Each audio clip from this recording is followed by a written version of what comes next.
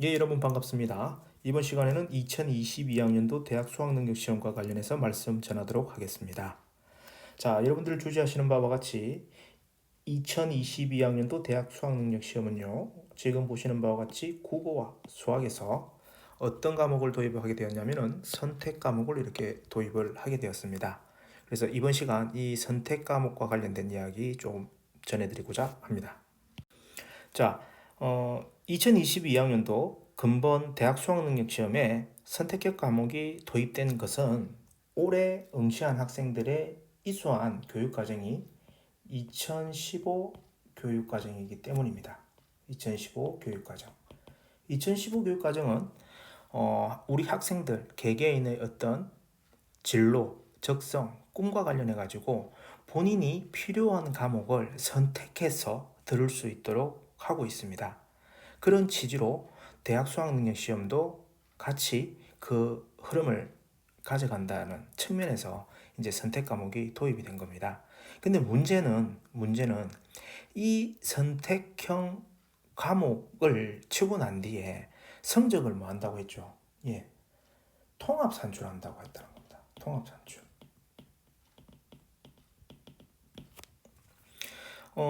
내신 성적과 관련했을 때도 우리 학생들이 선택할 때 많은 고민했던 게 뭐냐면 바로 이 성적이라는 부분이잖아요.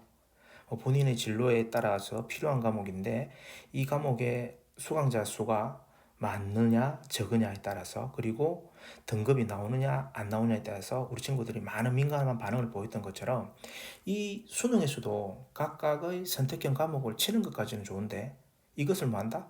통합 산출한다고 하니까 많은 친구들이 걱정을 하는 겁니다. 그래서 이 통합 산출과 관련돼 가지고 우리가 어떠한 시각을 가져야 되는가? 이 부분이 어떻게 보면 이번 시간의 핵심이라고 할 수 있겠습니다.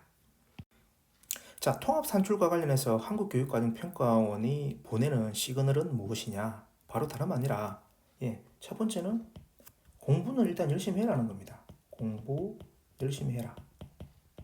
열심히 해라. 그리고 두 번째는 그렇게 공부를 열심히 한 친구들한테 뭐 해야 되겠다? 공정한 결과를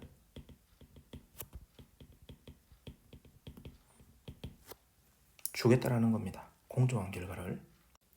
자, 그러면 이걸 어떻게 구현을 하는지 그 내용들을 조금 살펴보도록 하겠습니다. 자, 제가 여기에 A 과목을 선택한 그룹이 있습니다. 그리고 여기는 B 과목을 선택한 그룹이 있습니다. 각각의 과목을 친 학생들의 성적을 반영한 성적 분포들을 제가 한번 그려볼게요. 자, 최저점은 0.1이라고 하고 만점은 선택 과목이니까 몇 점이죠? 26점이죠. 여기도 동일하게 26점이 될 겁니다. 자, 그리고 난 뒤에 제가 성적 분포들을 한번 그려볼게요. 이렇게 좀 그리고 그 다음에 여기는 조금 이렇게 그려볼게요. 자, 그리고 난 뒤에 대략적인 어떤 평균점을 한번 잡아보겠습니다. 여기는 일단 한 12점 정도로 잡고요. 그 다음에 여기는 그림을 보게 되면은 한 17점 정도? 너무 맞나? 한 16점으로 한번 잡아볼게요.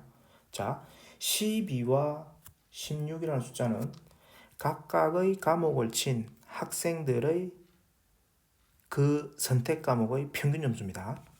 자, 이것만 놓고 본다면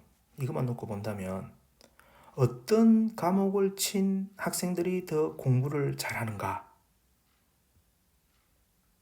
쉽게 대답할 수 있겠습니까? 뭐 숫자만 보게 된다고 하면요. 요 B 과목의 학생들이 더 성적이 좋다라고 얘기할 수 있겠죠. 그런데 여기서 제가 질문을 하나 던져보겠습니다. A 과목과 B 과목의 난이도가 상이한 경우입니다. 난이도. A 과목은 어려웠고 만약에 B 과목은 쉬웠다라고 한다면 16이라는 숫자가 과연 12보다 더 좋은 결과인가? 더 우수한 집단인가? 이렇게 얘기할 수 있을까요? 그리고 또 한 가지. 학업 능력입니다. 학업 능력. 예, A 집단은 일단 B 집단보다 점수가 낮기 때문에 예, 학업 능력은 B 집단이 높네 라고 얘기할 수 있겠죠. 그런데 난이도 부분에 있어서는 알 수가 없는 거죠. 그렇죠? 자, 그러면 이 문제를 어떻게 해결해야 될까? 한번 생각해 봅시다. 그렇죠. 뭐가 필요하냐면 바로 기준점이 필요합니다. 기준점. 이 기준점이 뭐냐면요. 바로 공통과목이라는 거죠. 자, 2022학년도 대학 수학능력 시험에서 치러지는 선택 과목에서 성적 통합 산출은요. 공통과목 점수를 활용을 하거든요. 공통과목 점수를 활용한다는 것은 다시 말해서 공통과목 점수를 기준점으로 삼겠다라는 겁니다. 자, 이 공통과목은 A 집단의 학생들과 그 다음에 B 집단의 학생들 모두 동일하게 응시를 하게 됩니다. 자, 그래서 AB 학생들, AB 과목을 친 학생들 모두가 응시를 하는 동일한 조건이라는 거죠. 자, 그래서 요거를 또 다시 제가 성적 분포도를 한번 그려볼게요.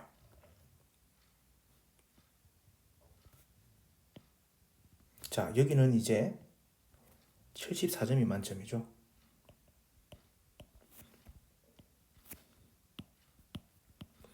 그리고 나서 선택 과목처럼 AB 과목을 응시한 집단 학생들의 성적 분포도를 제가 한번 그려보도록 하겠습니다.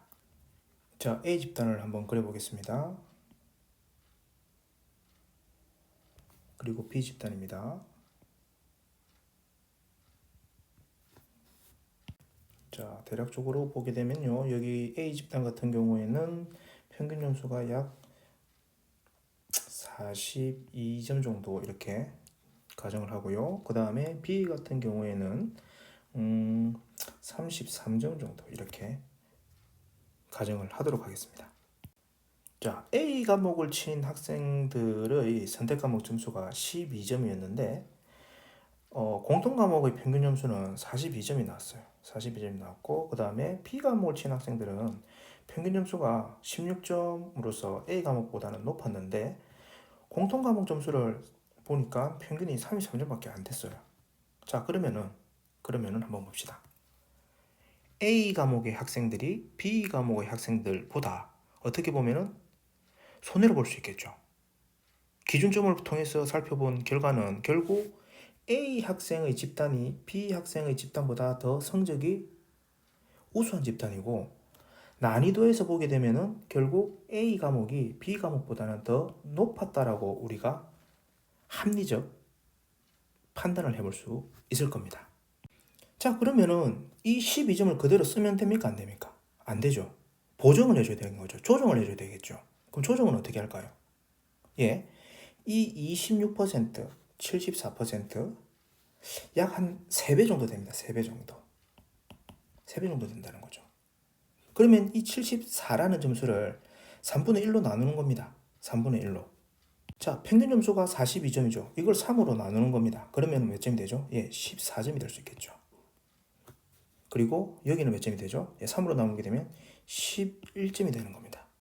점수 차가 몇 점이죠? 예, 3점이 나는 겁니다. 3점. 그럼 이 3점을 어떻게 되죠? 예, 보정을 해줘야 된다는 겁니다. 그래서 A 과목을 친 사람은 결국 12점이지만 15점 정도로, 그리고 B 과목은 16점을 얻었지만 얘의 점수는 13점으로 이렇게 마이너스를 시켜줘야 된다는 거죠. 이렇게 할 때 비로소 열심히 그리고 힘들게 공부한 학생이 피해보지 않고 응당한 보상을 받는 것이라고 한국교육과정평가원에서 생각하는 겁니다.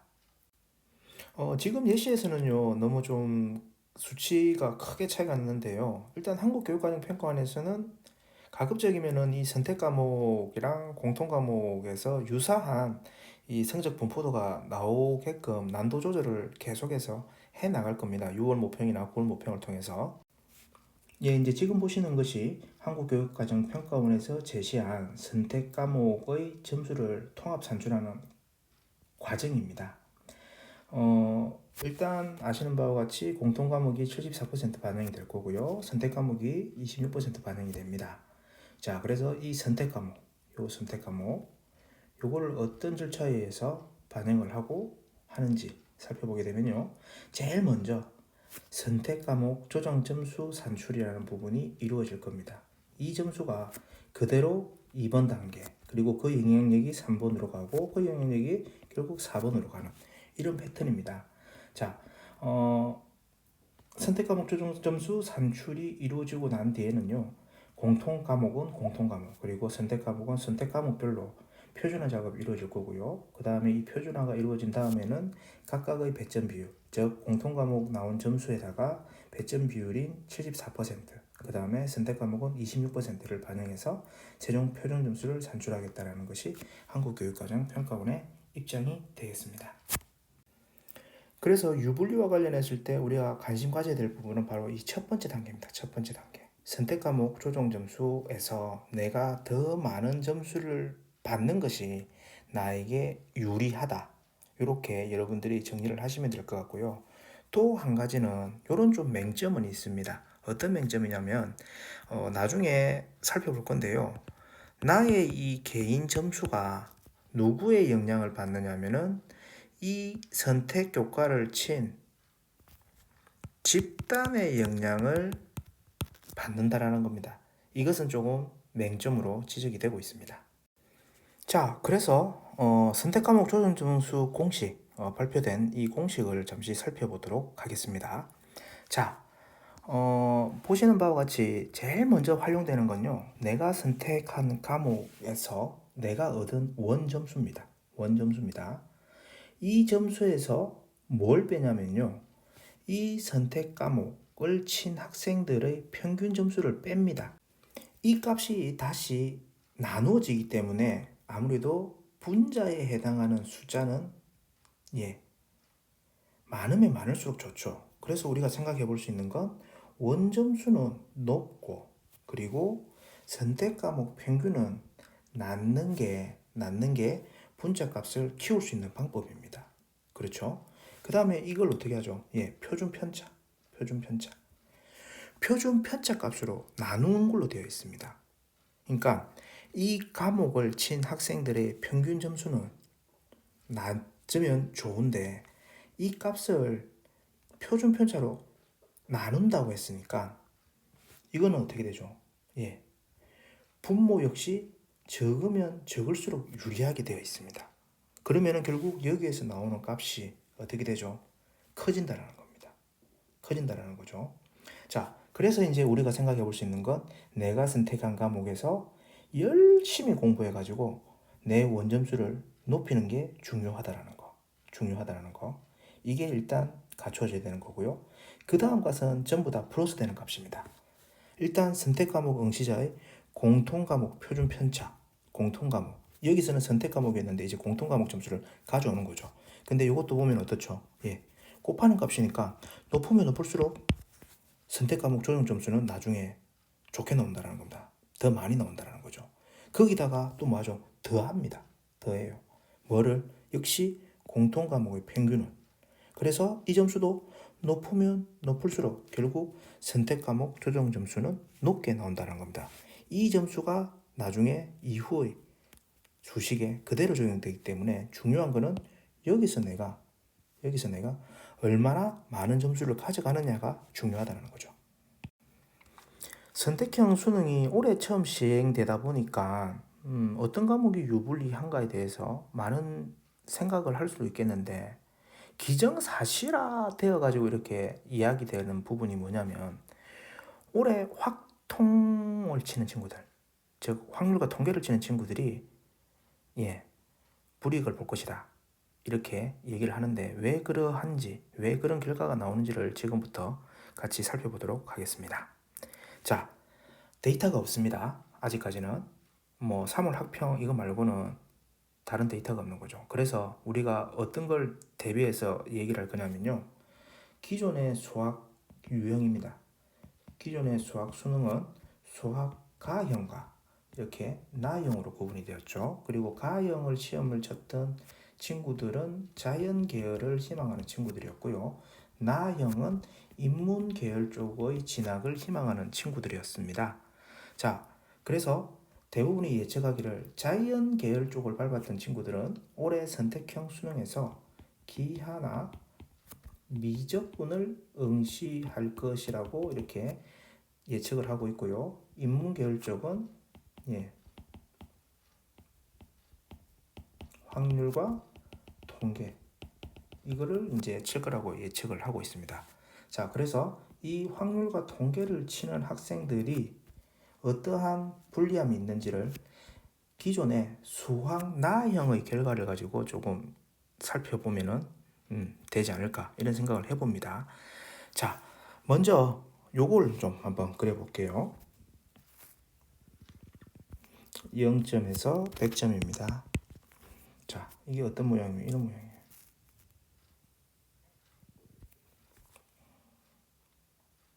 M자형이죠. M자형이죠. 이 말인 즉슨 뭐냐면요. 인문 계열에서 수학을 하는 학생들은 대부분이 수학을 잘하거나 못하는 이렇게 양분화가 된다는 겁니다. 이 지금 그린 요 M자형은 뭐냐면요. 수학 나형을 친 학생들의 성적 분포도를 곡선으로 이렇게 나타낸 겁니다. 성적 분포도를 이렇게 나타낸 거예요. 그러다 보니까 수학 나형을 친 학생들은 표준 편차가 수학 가형하고는 달리 넓게 분포됩니다. 반면에 수학 가형은 어떤 형태를 보이냐면요. 0점에서 100점이라고 할 때 얘네들은 기본적으로 이런 그림을 그립니다. 이런 그림. 즉 표준 편차가 나형보다는 좁은 형태를 띈다라는 거죠. 자, 한번 여기서 주목하고 점수 조정하는 산출식 다시 한번 더 생각해 봅시다. 자, 네 원점수가 있었죠. 그리고 이 과목을 친 선택 과목의 평균점이 있었죠. 그 다음에 표준 편차, 선택 과목의 표준 편차가 있었죠. 어땠습니까?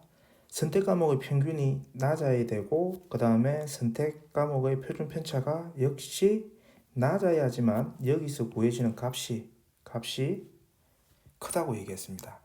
자, 일단 표준 편차에서 보시게 되면요. 기하나 미적분보다는 표준 편차가 크기 때문에 여기서 점수가 일단 얘네들보다는 불리합니다. 기하와 미적분보다는 불리합니다. 자, 그리고 여기 꼭 곱하는 값이 뭐였죠? 74점으로 구성되어 있는 공통 과목의 표준 편차였습니다. 다행히도 여기서는 어떻죠?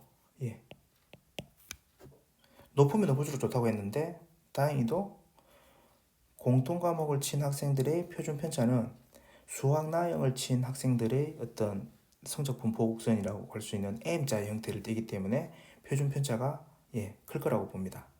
그런데 여기서 더해지는 값이 뭐였죠? 더해지는 값이 공통 과목의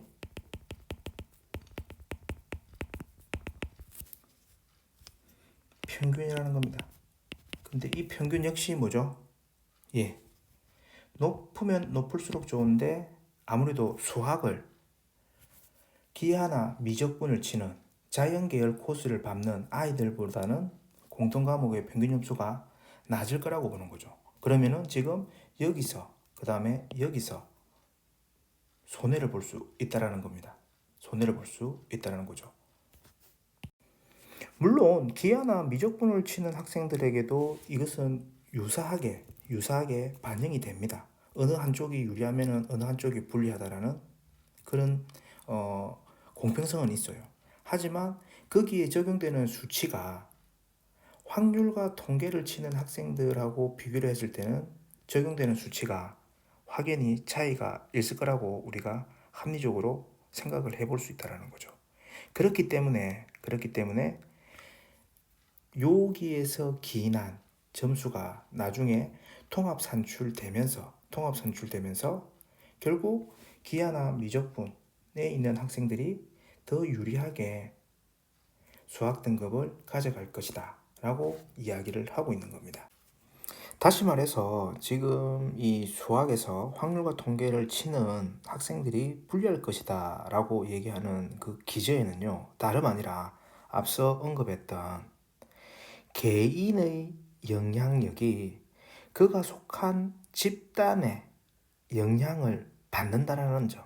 즉 확률과 통계를 치는 학생들의 집단이 기하나 미적분을 치는 집단과 비교를 했을 때 불리하기 때문에 결국 확률과 통계의 성적이 기하나 미적분보다는 쉽지 않을 것이다 라고 얘기가 되고 있는 겁니다.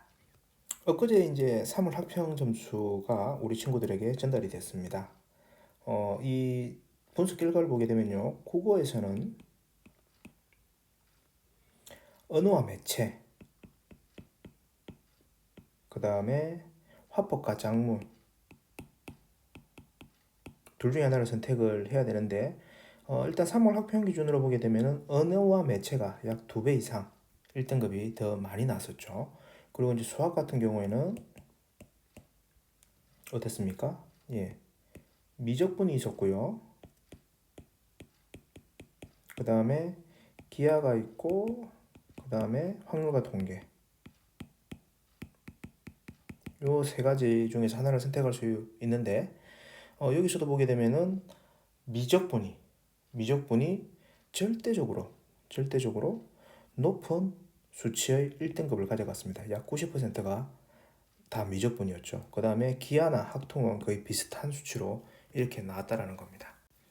집단의 영향력이 나의 능력보다 더 크다라고 한다면 우리가 뭐 갈아탄다 이런 부분 한번 생각해 볼 수 있는데, 아직까지 여기에 대해서 우리가 이렇다라고 얘기할 수 있을 만큼의 충분한 데이터가 없는 상태입니다.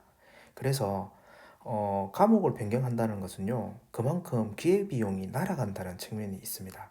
그래서 제가 여러분들에게 강조하고 싶은 건요, 앞서 우리가 점수 산출할 때 있어서 시작점이라고 할 수 있었던 내 원점수 관리에 자신 있는 과목을 선택하는 쪽으로 그렇게 권해드리고 싶습니다. 예, 이제 좀 정리를 하도록 하겠습니다. 결국 우리가 선택 과목 유불리를 판단하기 위해서 관심 가져야 되는 부분은 바로 그 시작점이라고 할 수 있는 선택 과목 원점수에 대한 조정하는 이 산출식이었습니다. 그 산출식을 다시 한 번 더 살펴보면서 이 시간 마무리하도록 하겠습니다. 자, 선택 과목 원점수 어떻게 해야 되죠? 그렇죠. 높으면 높을수록 좋다라고 했습니다. 이게 이제 결국은 뭐죠? 본인의 실력이라는 겁니다. 본인의 실력. 열심히 공부해가지고 좋은 점수를 무조건 받아야 된다.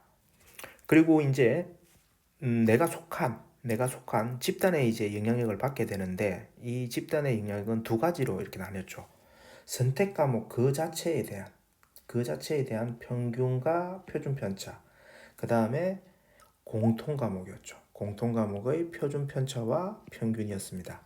그래서 확률과 통계를 예를 들어서 설명을 했었는데, 일단 이 집단이 가지고 있는 성향이 과거 수학 나형 응시자로 가정을 한다고 했을 때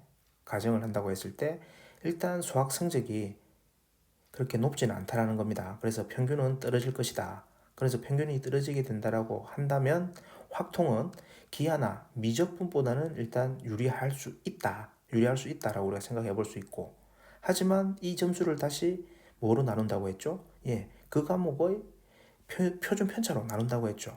근데 표준 편차는 M자형을 그린다고 했죠. 그 말인즉슨 기하나 미적분과는 달리 표준 편차가 더 크다라고 생각해 볼 수 있다고 했습니다. 결국 이렇게 되면은 또 확통이 불리해지는 결과가 온다라고 얘기를 했었고요. 자, 그 다음에 뭘 활용했습니까? 공통 과목을 활용했죠. 표준 편차. 공통 과목의 표준 편차는 다행히도 기하나 미적분보다는 넓은 형태를 띠지만 또 마지막으로 더해지는 값이 평균이라고 할 때 이 평균값이 어떻게 된다고 했죠? 예, 기하나 미적분보다는 기하나 미적분을 치는 학생들이 이뤄내는 그런 결과보다는 낮을 것이다. 그래서 확통이 이렇게 불리하다라고 얘기를 했습니다. 자, 그런데 이거는 기하나 미적분에도 똑같이 적용된다고 했죠. 다만 그 적용되는 수치에 있어서 아무래도 확통에 응시하는 학생들의 집단 성향이 수학에서 저조한 결과를 불러온다라고 말씀을 드렸습니다. 자, 그래서 우리 인문사회 계열 쪽에 여기 있는 친구들 같은 경우는요, 이 수학이라는 부분이 오히려 보면은 약점이지만 또 오히려 보면은 본인의 장점이 될 수 있습니다. 예전처럼 내가 수학이 안 돼서 인문계열로 간다. 이런 생각을 가져서는 절대 안 됩니다. 이제는 수학을 무조건 잡고 가야 됩니다. 무조건 잡고 가야 됩니다. 경우에 따라서는 상경계열 쪽에 지나가는 친구들, 자연계열에서 상경계열로 지원하는 친구들과 같이 경쟁을 해야 되는 경우도 생깁니다. 그 친구들하고 같이 경쟁을 해야 된다는 입장을 생각할 때는 반드시 수학 과목 관심 가지고 꾸준히 열심히 공부해 나가기를 응원하면서 이번 시간 마치도록 하겠습니다. 수고하셨습니다.